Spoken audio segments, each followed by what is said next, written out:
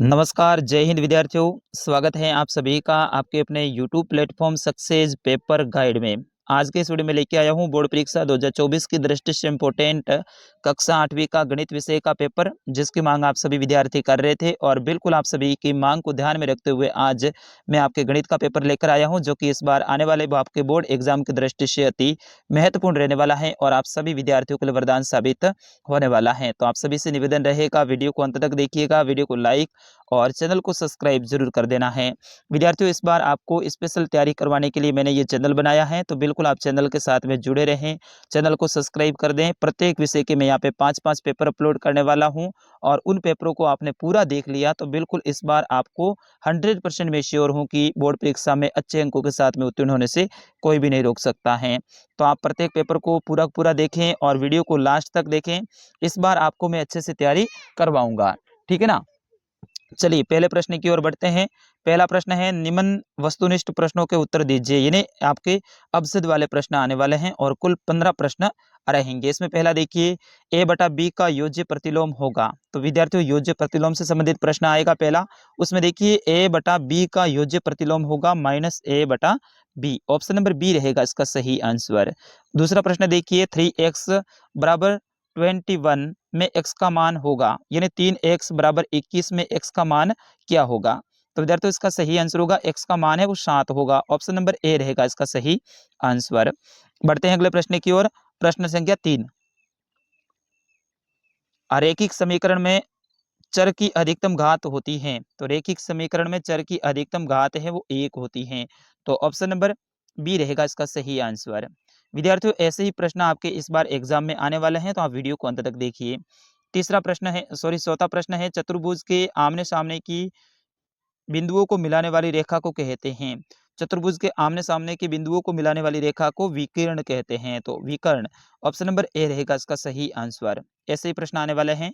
अगला प्रश्न है, समांतर चतुर्भुज में सम्मुख भुजाएं होती हैं।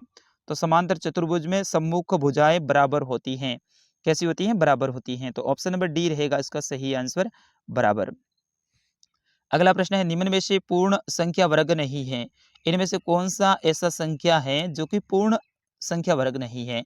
तो ऑप्शन नंबर सी रहेगा 79, यानी 89, सॉरी 79 79 है, ये पूर्ण वर्ग संख्या नहीं है। फिर उसके बाद में अगला प्रश्न है, निम्न में से किस संख्या की वर्ग संख्या के अंत में एक आएगा। तो 109 में एक आएगा, ठीक है ना। तो ऑप्शन नंबर ए रहेगा इसका सही आंसर, 109। फिर उसके बाद में अगला प्रश्न है, 120 का 80% होगा। तो 120 का 80% है वो छिन्न होता है, 96। तो ऑप्शन नंबर सी रहेगा इसका सही आंसर।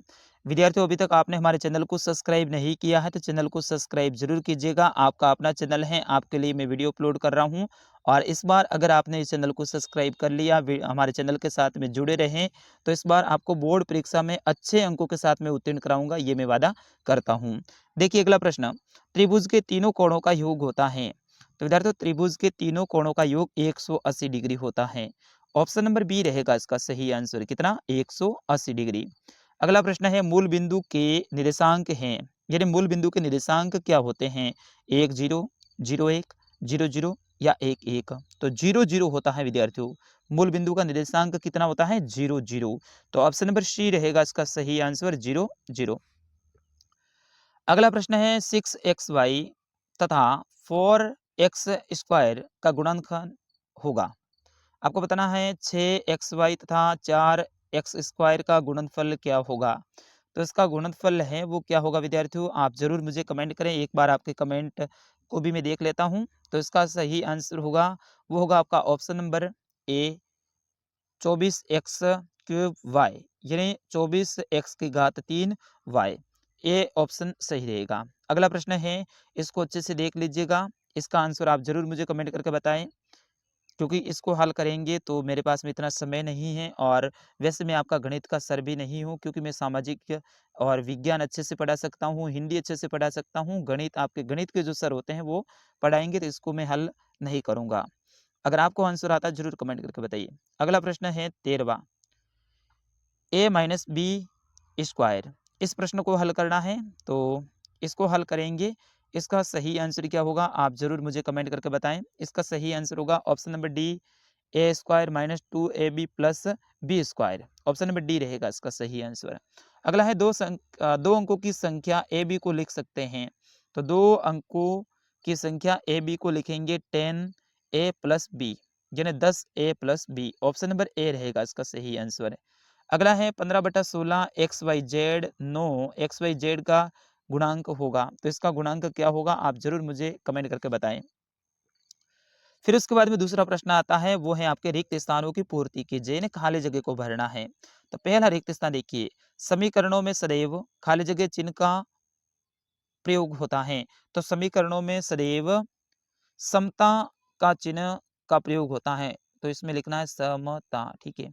अगला है वर्ग संख्याओं के अंत में भानुओं की संख्या केवल सम होती है। कैसी होती है, सम होती है। फिर उसके बाद में तीसरा देखिए, ब्याज का संयोजन अर्धवार्षिक होने पर ब्याज की दर आधी हो जाती है। तो यहाँ पे लिखना है अर्धवार्षिक, ठीक है ना। और फिर उसके बाद में देखिए, सोता 2/8 एक्स की घात 4 में एक्स की घात 4 का गुणांक होगा। तो एक्स की घात 4 का गुणांक क्या होगा, 2/8। फिर उसके बाद में देखिए, किसी संख्या में इकाई का अंक 0 हो तो यह संख्या 2 और 5 से विभाज्य होगी। 2 और 5 से विभाज्य होगी, क्योंकि उनका इकाई का अंक क्या है, 0 है। बढ़ते हैं अगले प्रश्न की ओर। प्रश्न संख्या 3, सरल कीजिए। इस प्रश्न को आपको सरल करना है, इनका उत्तर निकालना है। इन प्रश्नों के स्क्रीनशॉट आप ले लीजिएगा और आराम से फिर इसको हल कीजिएगा। चौथा प्रश्न है, इसको भी आराम से आप इनका घातांक निकालना है, निकाल लीजिएगा। फिर उसके बाद में पांचवा प्रश्न है, इनका योगफल ज्ञात करना है आपको। छठा प्रश्न है, 1:4 का प्रतिशत में परिवर्तित कीजिए। 1:4 है, इसको किस में बदलना है, परसेंट में बदलना है। कैसे बदलना है वो आराम से आप बदल लीजिएगा। फिर इसके बाद में सातवां प्रश्न है, 8000 का घनमूल अभाज्य गुणनखंड द्वारा ज्ञात कीजिए। 8000 का घनमूल ज्ञात करना है, लेकिन वो किस विधि से करना है, अभाज्य गुणनखंड विधि से करना है। फिर उसके बाद में आठवां प्रश्न है, 42 का वर्ग ज्ञात कीजिए। तो वर्ग से संबंधित प्रश्न आएगा, ध्यान रखना। तो 42 का वर्ग ज्ञात करना, एक तो घनमूल वाला प्रश्न और एक वर्ग वाला। और प्रत्येक प्रश्न कितने नंबर का है, यहाँ पे सामने दे रखा है, अच्छे से याद कर लीजिएगा। फिर उसके बाद में देखिए, आयत को परिभाषित कीजिए। आमने सामने की भुजाएं बराबर होती हैं, उसे आयत कहते हैं। एक समबाहु की प्रत्येक आंतरिक कोण की माप ज्ञात कीजिए जिसकी 5 भुजाएं हैं। तो इनको आपको ज्ञात करना है। फिर उसके बाद में 2x-3 बराबर x+2 को हल कीजिए। इस प्रश्न को भी आपको हल करना है अच्छे से। फिर उसके बाद में 12वां प्रश्न है, इनको भी आपको हल करना है। 13वां प्रश्न है, ऐसी 5 परिमेय संख्या लिखिए जो 2 से छोटी हैं। तो ऐसी 5 परिमेय संख्या लिखनी है। 14वां प्रश्न है, ये देख लीजिए आप। फिर उसके बाद में 15वां और 16वां प्रश्न देखिए, समांतर चतुर्भुज ABCD में XYZ के मान ज्ञात कीजिए। ये एक समांतर चतुर्भुज है ABCD, इसमें आपको XYZ का मान ज्ञात करना है। एक मान दे रखा है 100, बाकी का मान आपको ज्ञात करना है। तो इनको अच्छे से याद कर लीजिएगा। समांतर चतुर्भुज आने वाला है 3 नंबर का या फिर 4 नंबर का, यानी बड़ा प्रश्न आने वाला है, क्योंकि इनको ज्ञात करने के लिए कुछ व्याख्या भी लिखनी पड़ती है। तो इस तरह से आप इसको अच्छे से याद कर लीजिएगा।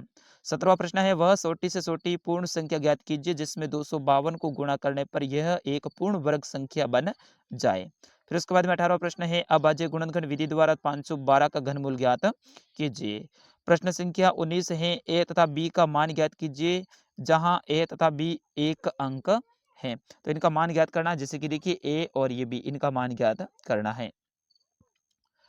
फिर इसके बाद में प्रश्न संख्या 20 है, एक स्कूटर 42,000 रुपये में खरीदा गया है। 8% वार्षिक दर से इसके मूल्य का अवमूल्य हो गया है। 1 वर्ष बाद स्कूटर का मूल्य ज्ञात कीजिए। तो स्कूटर का मूल्य ज्ञात करना है आपको। फिर उसके बाद में 21वां प्रश्न है, राहुल और हारून की वर्तमान आयु का अनुपात 5:7 है। 4 वर्ष बाद में उसकी आयु 56 वर्ष हो जाए तो उसकी वर्तमान आयु ज्ञात करनी है। तो आयु से संबंधित ये प्रश्न आएगा 4 नंबर का। विद्यार्थियों 4 नंबर कम नहीं होती है, 1% बनता है। अगर ये प्रश्न आप छोड़ोगे तो 1% आपका कम बन जाएगा। तो ये प्रश्न अच्छे से याद कर लीजिएगा। फिर ऐसा एक और प्रश्न आएगा, समीकरण को हल करना है, इनका मान ज्ञात करना है। और फिर उसके बाद में अंतिम प्रश्न रहेगा, उपयुक्त पैमाने का उपयोग करते हुए निम्न तालिका में दी गई राशियों के लिए आलेख बनाइए जिसमें जमा धन पर वार्षिक ब्याज है। तो इसको आपको हल करना है, ये भी आपके 4 नंबर का रहने वाला है।